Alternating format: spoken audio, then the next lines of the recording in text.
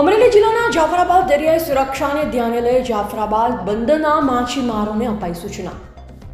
જાફરાબાદના દરિયાના 20 nautical mile દૂર એક અજાણી બોટ નજરે ચડી। માછીમારો દ્વારા બોટ પ્રમુખને વાયરલેસ મારફતે કરાઈ જાણ।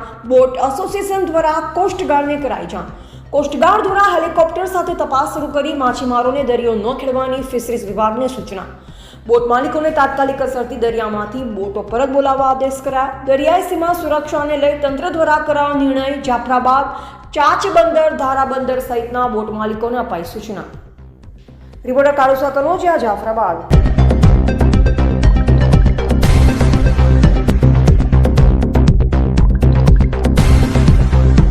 આપનું નામ સાહેબ?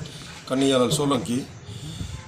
આજે સવારે 10:30 વાગે દરિયામાંથી મને એક ફિશિંગ બોટમાંથી વાયરલેસ દ્વારા મેસેજ મળ્યા કે ભાઈ અહીંયા આજુબાજુમાં એક બોટ, અજાણી બોટ જે જૂની છે, માણસો 2 થી 3 જ દેખાય છે, કોઈ એની અંદર ઝાડ કે કોઈ વસ્તુ નથી, તો આ કોઈ ઇલીગલ પ્રવૃત્તિ કરવા માટે નીકળેલી બોટ હોય એવું લાગે છે।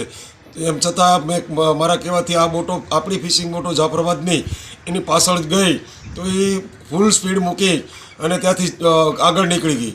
એટલે તાત્કાલિક મેં પછી કોસ્ટગાર્ડને, મરીન પોલીસ સ્ટેશનને જાણ કરી કે ભાઈ આવી એક બોટ, અજાણી બોટ છે અને બહુ જૂની પુરાણી બોટ છે, એટલે આમાં કંઈક શંકા હોય એવું લાગે છે, તો તમે તાત્કાલિક કોસ્ટગાર્ડ મોકલી અને એને પકડો।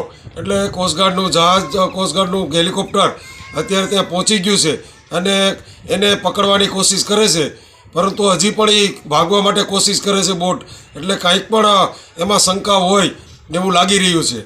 સરકારશ્રીને મારી નમ્ર વિનંતી છે કે આ અત્યારે જે બોટોને પરત બોલાવવા માટે ટોકન બંધ કરવામાં આવ્યા છે, જો દરિયાની અંદર ફિશિંગ બોટો હોય તો આવી કોઈ પ્રવૃત્તિ થાય, આવી કોઈ બોટો દેખાય તો એની જાણ થાય। બોટો બંદરની અંદર હોય તો આવી પ્રવૃત્તિનો કોઈ ખ્યાલ ના આવે, એટલે સરકારશ્રીને વિનંતી છે કે બોટો, ફિશિંગ બોટોના ટોકન ચાલુ કરે, અમારે આવી નમ્ર વિનંતી છે।